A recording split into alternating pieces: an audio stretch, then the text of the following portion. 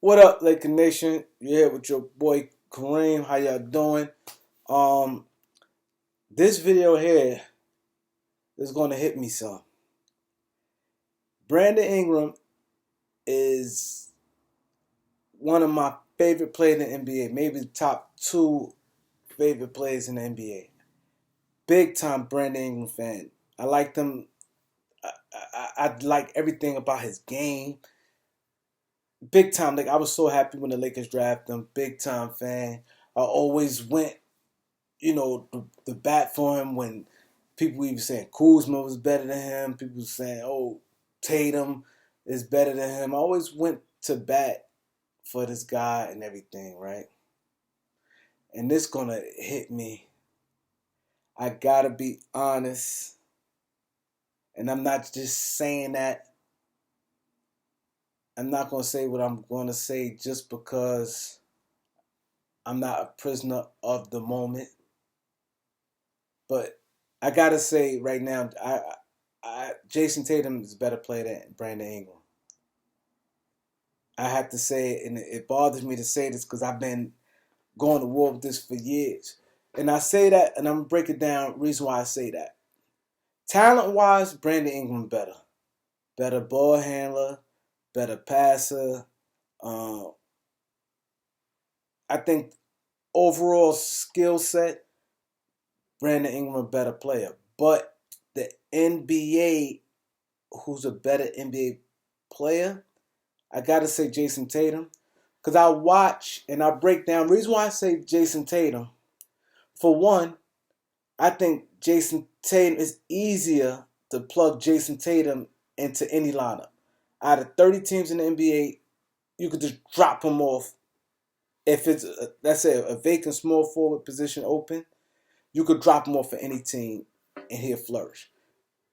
And I think easily, no matter who the coach is, I think he fit in easy with any 30 teams.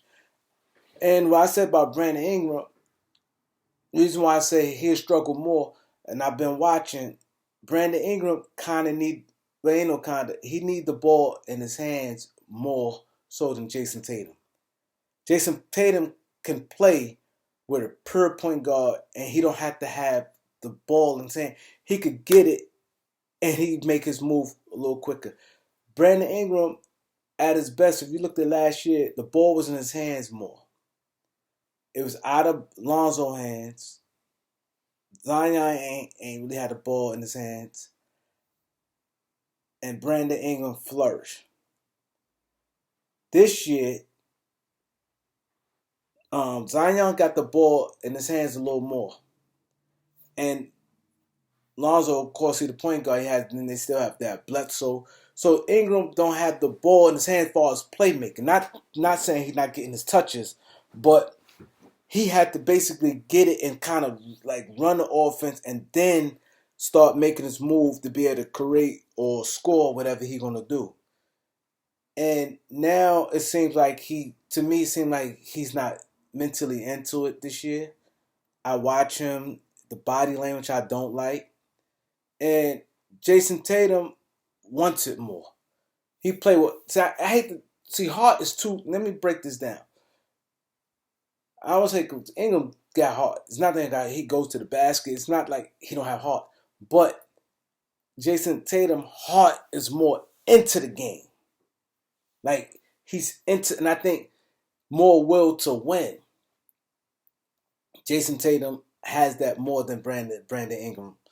Brandon Ingram to me do too much coasting, and he's not pouting. But like I said, I think it's something with him and Stan Van Gundy. I don't know, but like I said, the ball not in his hand as much, and he seemed like he's not engaged in the game like that. And I think that's a bad sign to young player because number one, you're a small forward.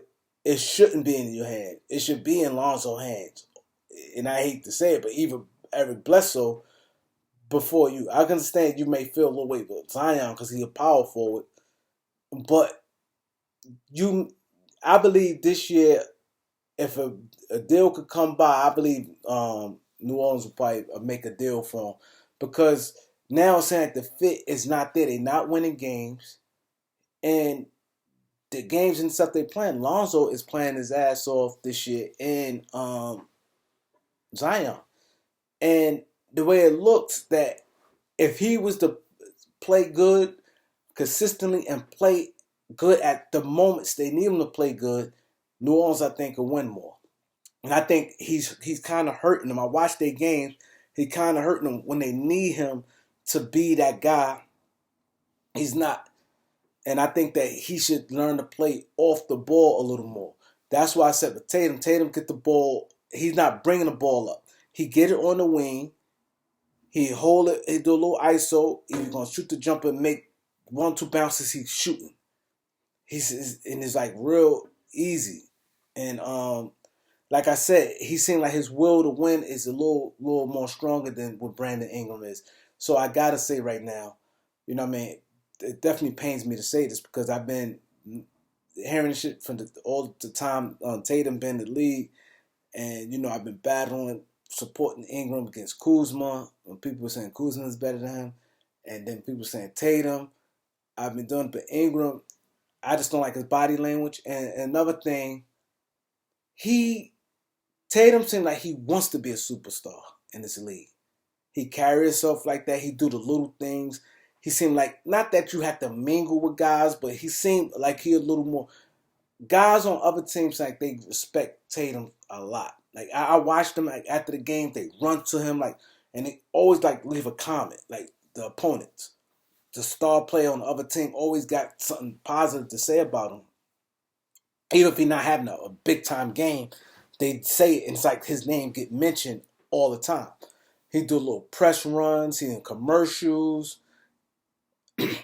Ingram seemed like he don't care, and I think guys, they should care, and that's part of being a superstar, being approachable, being. That's what I don't know whose PR team is at, but I think they not doing a good job because he's too good of a player to not be on a level he should be on right now. And it seemed like I said, he seemed like some days ago. Like I said, he don't do no mingling. You don't really see him like cool with nobody or whatever. And he don't have no commercials. He's not putting himself on, even when he's a Laker. And that was his opportunity right there.